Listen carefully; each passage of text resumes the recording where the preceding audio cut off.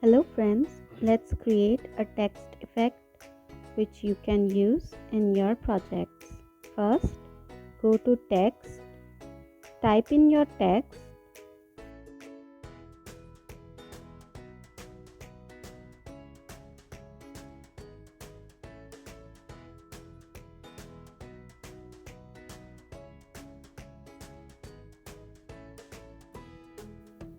now select your text and go to appearance.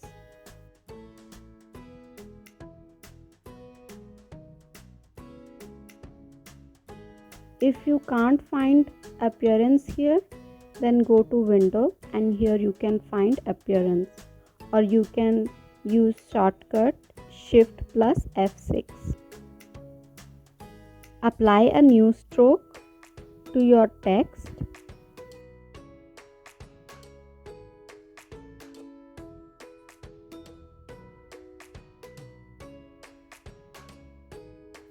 Go to filter and choose path, offset path.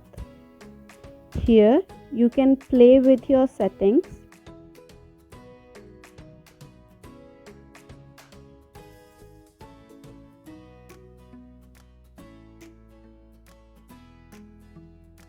And select round.